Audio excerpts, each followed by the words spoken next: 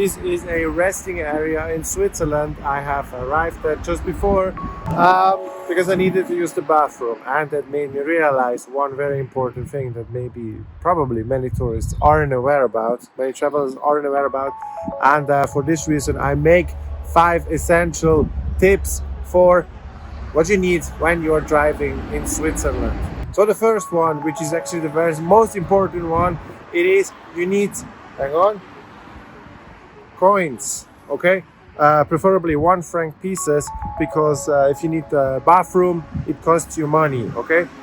It doesn't actually cost money to use the bathroom. You then get a voucher back, okay, which you can use in the shop or in a restaurant for consumption. So how do you get coins in Switzerland? For these 1 franc pieces, I think you can go to a bank. If you have a 50 franc note, you ask for a roll of 1 franc coins, and you get like a paper roll with 50 1 franc coins. What also happens is, does this 1 franc give you actually an extra clean bathroom?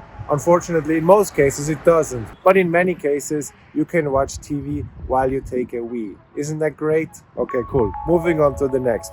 You need a sticker which is called vignette in Switzerland, which basically is a toll sticker. It costs 40 francs. If you come by a rental car, they usually have it. If you rent it in Switzerland, many Europeans have it already as well on. So this is what you can buy in a supermarket or at a resting area before you, or at the border as well, before you enter Switzerland. It costs you 40 francs. You can use all the motorways in Switzerland after that, okay? Another one is the parking card, okay? This is sort of it's not a timer, but you indicate the time you arrive at. If you want to know more about parking in Switzerland, this video up here will help you.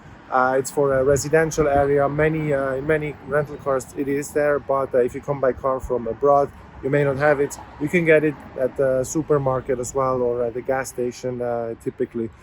So that's the sort of things. That's the 3 things you can actually take and buy. So the 4th is actually you need to have time when you drive in Switzerland. I mean, look, this is a resting area.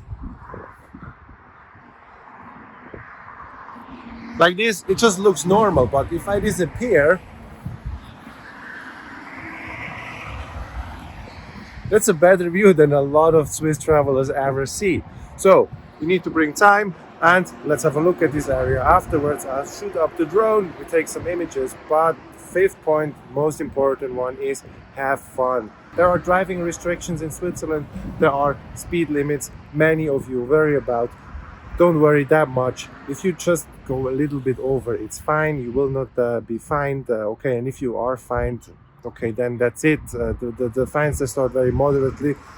You will not go to jail. And if you go to jail, a lot of Swiss jails look much nicer than some of your hotel rooms when you are traveling in Switzerland. So, jokes aside, have fun in Switzerland when you're driving. Maybe take not the motorway like I am. I'm at Walensee. This is the lake behind me. Down there is a road by the lake. Okay, take you time. Okay, a little bit longer, but you will have much more fun. You can enjoy a lunch there, packed lunch if you bring one, and yeah, that's it. These are my 5 essential tips for driving in Switzerland. Let's have a look at the drone area around here. Take care, bis bald und tschüss.